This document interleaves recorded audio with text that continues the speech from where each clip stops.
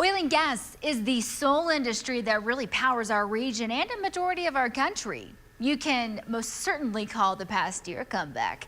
Crude oil prices ended on a high note last week, just shy of $84 a barrel. That's a near 7-year high. Get this. The price of oil has jumped 11.5% since the beginning of the year. Y'all, we're just 17 days in. You can expect production to ramp up this year. We're talking a return to pre-pandemic levels. Now, when taking a bird's eye view of the industry and its recovery, one area that is still low by our standards would be the rig count. Those numbers are still well below where we were before the pandemic. But that number alone, it doesn't tell the whole story. Jonathan Polasic tells us why.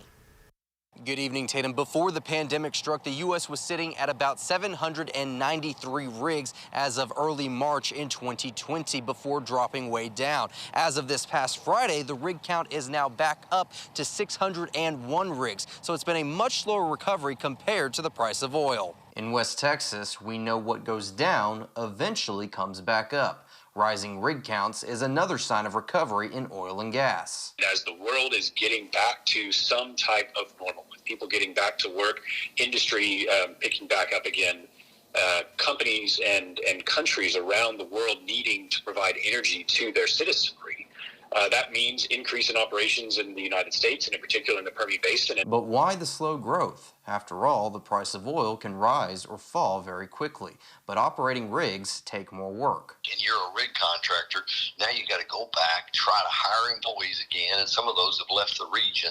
They've left Midland, Odessa, they've gone now back home to Oklahoma or Ohio, wherever they were from, and now they've got to go back, hire those people, get the equipment back refurbished and get it back ready. One other reason? Oil production isn't solely dependent on the number of rigs. Those alone don't tell the whole story. You don't see the huge jump in numbers of rigs going on out there because you can actually increase production with a fewer number of rigs, and in particular, like I said, by completing those drilled but uncompleted wells. Even as the rig count slowly builds back up, the expectation is that rig counts are likely to reach those pre-pandemic levels again. It's only a matter of time. I believe you stay in the $80 a barrel range, we will reach pre-pandemic levels with rigs, and then eventually we'll reach that same with production volume.